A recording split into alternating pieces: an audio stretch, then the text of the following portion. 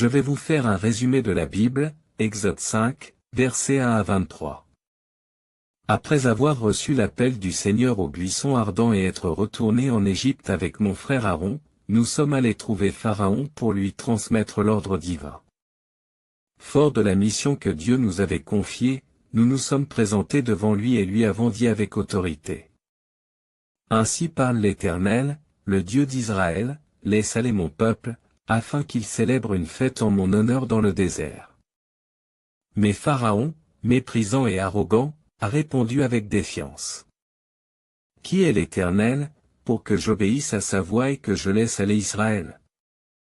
Je ne connais pas l'Éternel et je ne laisserai pas partir Israël.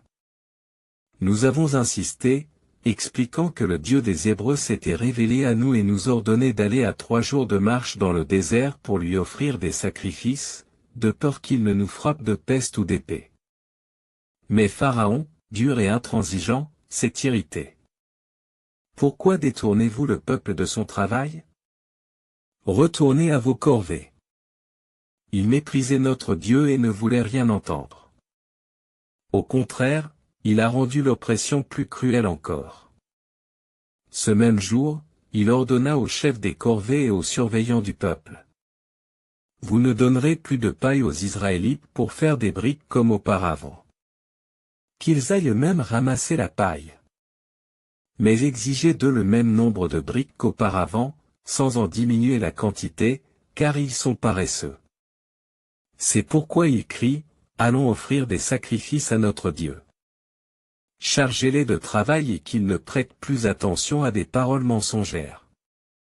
Ainsi, les Égyptiens retirèrent la paille qui servait à fabriquer les briques, et les Hébreux durent parcourir tout le pays pour trouver des brins de chaume.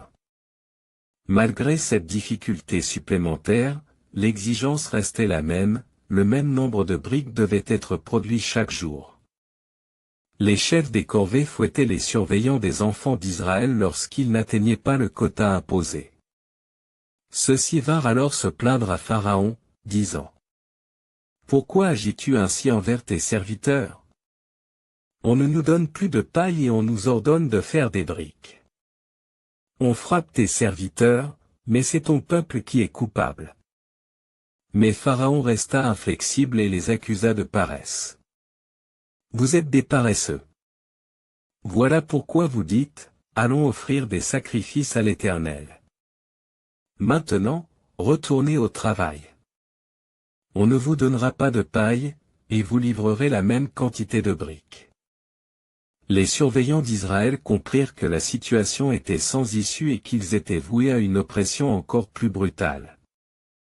En sortant de la présence de Pharaon, ils nous rencontrèrent, Aaron et moi, et nous accablèrent de reproches. Que l'Éternel vous regarde et juge. Vous nous avez rendus odieux aux yeux de Pharaon et de ses serviteurs, vous avez mis une épée entre leurs mains pour nous tuer. Entendant ces paroles, mon cœur fut troublé. Je me tournai vers l'Éternel et lui adressai ma plainte, disant: Seigneur, pourquoi as-tu fait du mal à ce peuple? Pourquoi m'as-tu envoyé? Depuis que je suis allé vers Pharaon pour parler en ton nom, il maltraite ce peuple, et tu n'as point délivré ton peuple. Mais en dépit de ma détresse et de mon incompréhension, je savais que l'Éternel avait un plan plus grand. Il nous avait promis la libération, et même si les épreuves s'intensifiaient, il allait manifester sa puissance et accomplir sa promesse.